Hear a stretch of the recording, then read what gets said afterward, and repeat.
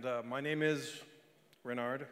I am a human being in recovery from opiate addiction. And really, thank you. It's quite a journey, and although I'm trained as a counselor and a clinical psychologist, I have a new wrinkle in my job description, and that is burying young people in this community.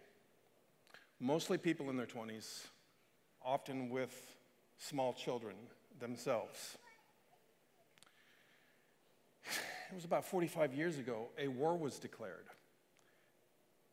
And it ended up being not a war on drugs, it was a war on human beings. Something I know just a little bit about.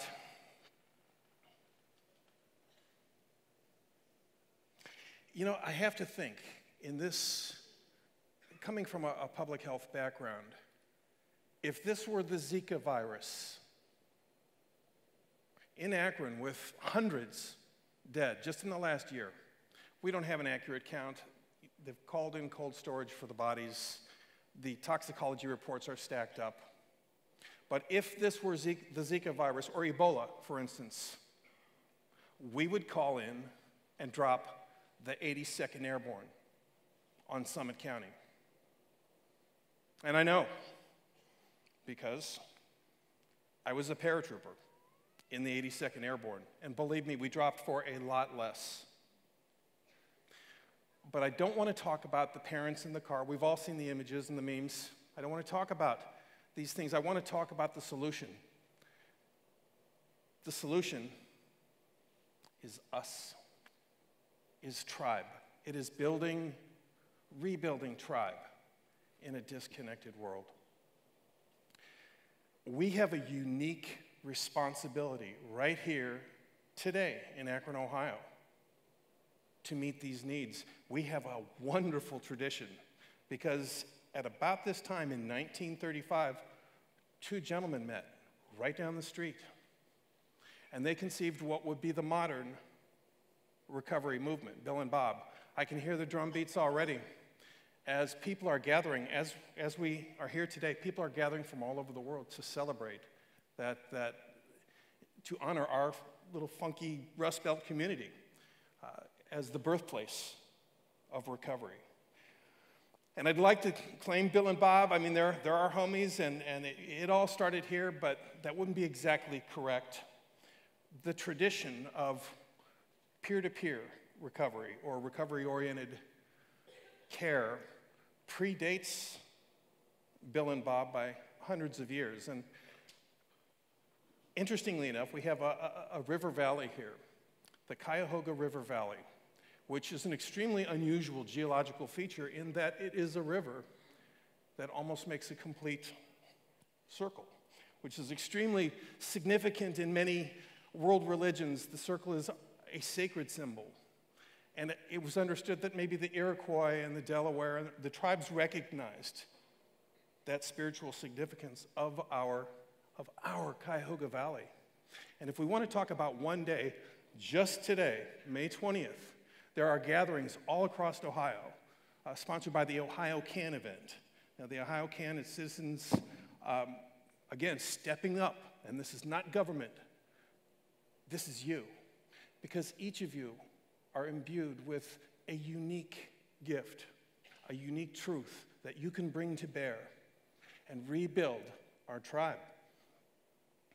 Again, to back up a couple hundred years, the peer-to-peer tradition, the recovery circle tradition dates certainly to the Native American tribes, and I will cite my brother, my Shawnee brother,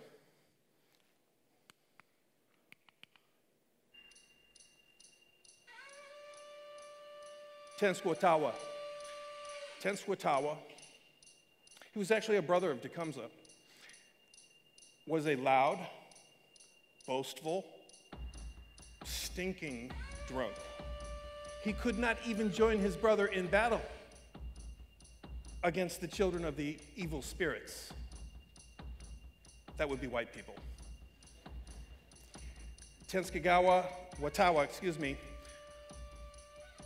had a transformative experience, a spiritual experience. He actually fell into a fire.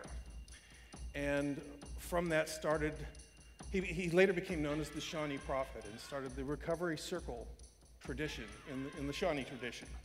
So, although again, I'd like to claim Bill and Bob as sort of our native sons, and indeed they are, I'm also happy to say that Tenskwatawa is a son of Ohio.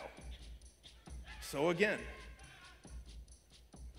I imbue all of us. I mean, we have unique gifts that each of us can bring to bear in this crisis.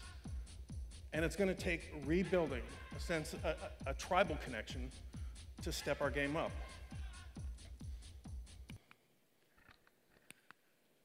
Speaking to tribe, I have a tribe that we've been building here in Akron. Almost exactly 10 years ago, May 1st, May Day, 2007, we opened the Institute, the Packard Institute, and we've been building tribe here in our fair city since then. You know, I don't want this to be a complete down buzz, but I'm gonna show you just a little bit of what we do. We take our game out on the rivers, on these great mystical rivers. Let's see.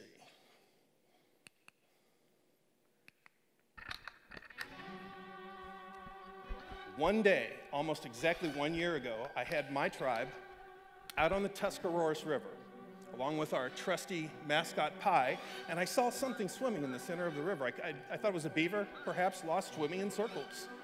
And as we approached, it was a baby calf swimming in the middle of the Tuscarawas River and could not gain purchase on the banks, them being too muddy. So I've never been a river cowboy as such, but we were born again hard that day. I just wanted to share this with you as a way of there's hope. And we are the faces of recovery. We are the faces of hope. And together, we can all make a difference. Speaking of making a difference, I would like to introduce my friend and colleague, Greg McNeil. Greg is the tip of the spear. And if you need information, he's the go-to. I would also like to shout out to all the other recovery support providers, some of who are here today, FI, Sterling Sober. These are tribes that we network with, and together we will make a difference. Thank you. Let me give you this.